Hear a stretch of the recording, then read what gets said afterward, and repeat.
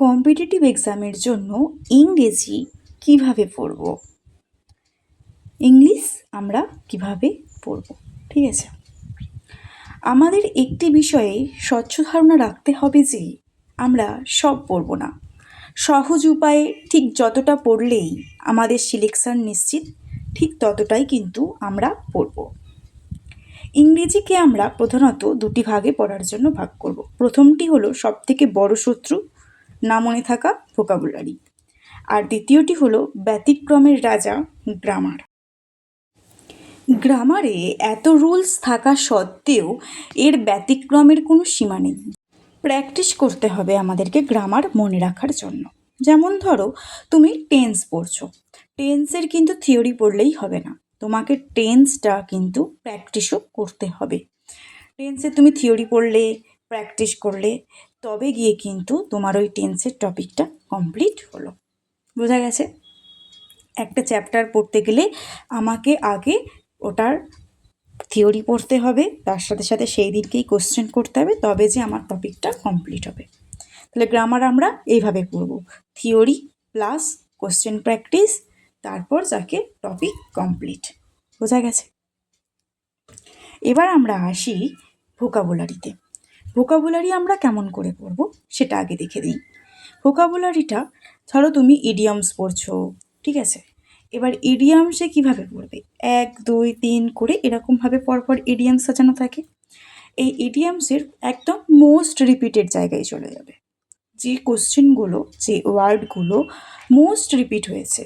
SSC এক্সামে যে black বুক যদি আমরা দেখি, ব্ল্যাক বুকের এসএসসি এক্সামের দেখবে এরকম 200টা 300টা 400টা করে এক একটা করে দেখবে প্যাটার্ন করে দেওয়া আছে, যেখানে most repeated in SSC, most asked in rather than SSC, এরকম করে করে দেখবে আছে। তো সেখান থেকে তুমি 10টা নিয়ে নিলে, ঠিক আছে, 10টা নিয়ে নেওয়ার পরে সেগুলো পড়তে শুরু করলে, ঠিক আছে। এখানে দেখো ওয়ান ওয়ার্ড সাবস্টিটিউট কীভাবে আমি পড়ছি। এইভাবে তোমরা যখন পড়তে বসবে তখন এইভাবে পড়বে, ঠিক আছে।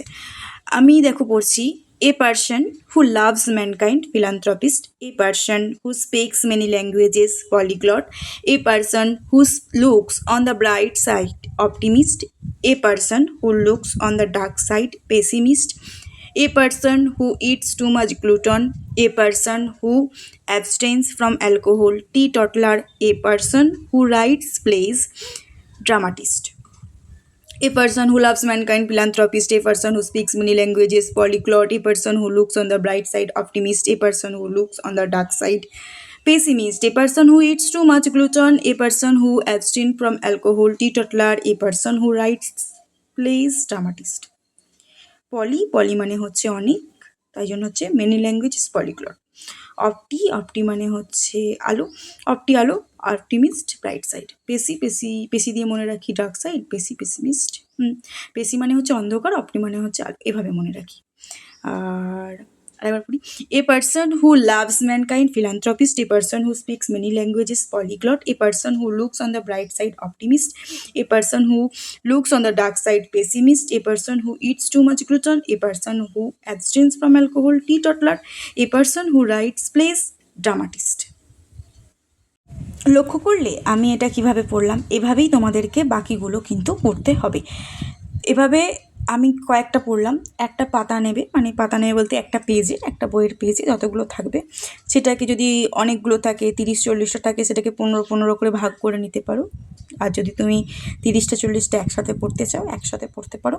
সে কীভাবে পড়বে, আমি যেমন প্রথমে রিডিং পড়লাম পুরোটা, ওরকম প্রথমে পুরোটা রিডিং পড়বে, যে 30-40টা ওয়ার্ড পড়ছো সেইটা। তারপরে সেই জায়গাটাতে তুমি আরেকবার দ্বিতীয়বার রিপিট পড়বে, তৃতীয়বার রিপিট করবে, কিছু মনে রাখার ট্রিক্স বার করবে, যেমন আমি ট্রিক্স বার করলাম, এরকম ট্রিক্স বার করবে। এভাবে সবগুলো কিন্তু ট্রিক্স দিয়ে মনে রাখতে যাবে না, যেগুলো একটু কনফিউজিং আছে সেইগুলোকে একটু ট্রিক্স দিয়ে, কনফিউজিং ওয়ার্ডগুলোকে ট্রিক্স দিয়ে মনে রাখার চেষ্টা করবে। দিয়ে এইভাবে 30-40টা কিন্তু 3বার করে পড়বে। আমি যেমন 3বার করে পড়লাম, ওরকম 3বার করে পড়বে। 3বার করে পড়ার পরে দেখবে অনেকটা ইজি হয়ে গেছে। এবার ওই 30-40টা 3বার করে পড়ার পরে নেক্সট 30-40টা নেক্সট জায়গায় চলে যাবে, দিয়ে নেক্সট পেজে চলে গেলে, দিয়ে এরকম করে সারাদিনে তোমার যতগুলো তুমি ওয়ার্ড পড়লে সারাদিনে বা যে টাইমটায় পড়তে বসেছো 1 ঘন্টা বা আধ ঘন্টা, সেইটাই যতটা ওয়ার্ড পড়েছো, সেই ওয়ার্ডগুলোর মধ্যে দেখবে এমন কিছু কিছু ওয়ার্ড আছে যেগুলো তোমার কাছে একদম নতুন, যেগুলো তুমি মনে রাখতে একদম পারছো না, তোমার ব্রেন একদম নিতে পারছে না।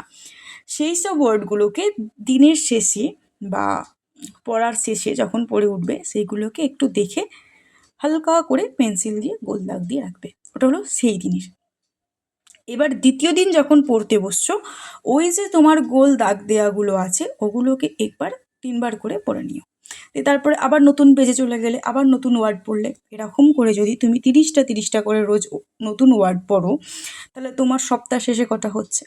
210টা। এই 210টার মধ্যে হার্ডলি 30টা বেরোবে যেগুলো তোমার কাছে নতুন ওয়ার্ড, যেগুলো তুমি একবার করে পড়তে গিয়ে তুমি মনে করতে পারছো না। বাকিগুলো দেখবে একবার করে যেই পড়তে যাচ্ছ অমনি তোমার মনে আছে। তুমি কিন্তু সপ্তাহের শেষে গিয়ে 210টা ওয়ার্ড একবার করে মিনিমাম রিডিং পড়বেই।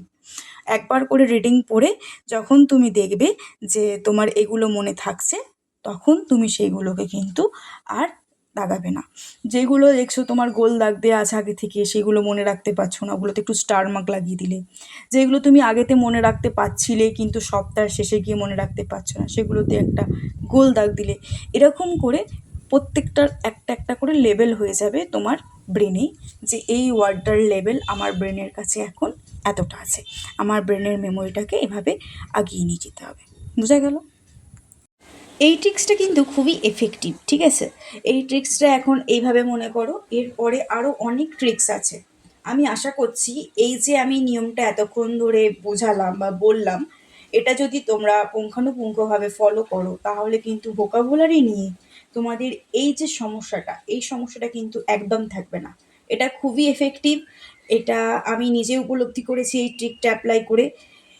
এরপরেও যদি তোমাদের মনে হয় যে না, এটাতে আমাদের হচ্ছে না, প্রবলেম হচ্ছে, তাহলে একবার কমেন্ট করে জানাও বা ইমেল করে জানাও, একবার যোগাযোগ করো।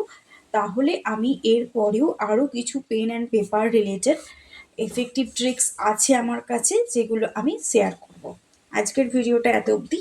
এরপরে কোনো ডাউট থাকলে বা কোনো পরবর্তী ভিডিও নিয়ে জানতে চাইলে কমেন্ট করে বা যোগাযোগ করে জানিও। নমস্কার। ইতিমধ্যে ভালো থাকবে, সুস্থ থাকবে আর সবাইকে ভালো রাখার চেষ্টা করবে।